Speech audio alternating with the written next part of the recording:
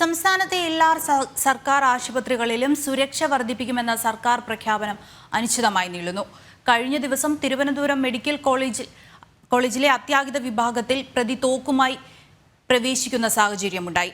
Police out post സ്ഥാപിക്കുമെന്ന പ്രഖ്യാപനവും എങ്ങുമെത്തിയില്ല. സംസ്ഥാനത്തെ പ്രാഥമികാരോഗ്യ കേന്ദ്രങ്ങൾ, ജില്ലാ ആശുപത്രികൾ ഉൾപ്പെടെ എല്ലായിടത്തും CCTV ക്യാമറകൾ സ്ഥാപിക്കും. സുരക്ഷ വർദ്ധിപ്പിക്കുന്നതിന്റെ ഭാഗമായി പോലീസ് ഔട്ട് പോസ്റ്റ് സ്ഥാപിക്കുമെന്നിവയായിരുന്നു മുഖ്യമന്ത്രിയുടെ അധ്യക്ഷതയിൽ മാസങ്ങൾക്ക് മുൻപ് ചേർന്ന ഉന്നതതല യോഗത്തിലെ തീരുമാനം.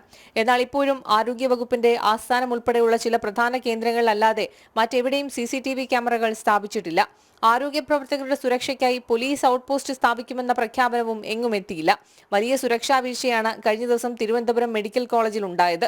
തോക്കുമായി പ്രതി അത്യാഹിത വിഭാഗത്തിലേക്ക് കടന്നുകയറിയിട്ടും ഇയാളെ പിടികൂടാൻ പോലീസിനായില്ല. സുരക്ഷാ ഉദ്യോഗസ്ഥർ പ്രതിയെ തടഞ്ഞുവെച്ചിട്ടും ഇയാൾ രക്ഷപ്പെട്ടു. തിരുവനന്തപുരം പേരൂർക്കട ജില്ലാ ആശുപത്രിയിൽ ഉൾപ്പെടെ രാത്രികാലങ്ങളിൽ സാമൂഹ്യവിരുദ്ധരുടെ ശല്യം പതിവാണ്. പോലീസ് ഉദ്യോഗസ്ഥരുടെ കുറവ് കാരണമാണ് ഔട്ട് പോസ്റ്റ് സ്ഥാപിക്കാത്തതിന് കാരണമായി പറയുന്നത്.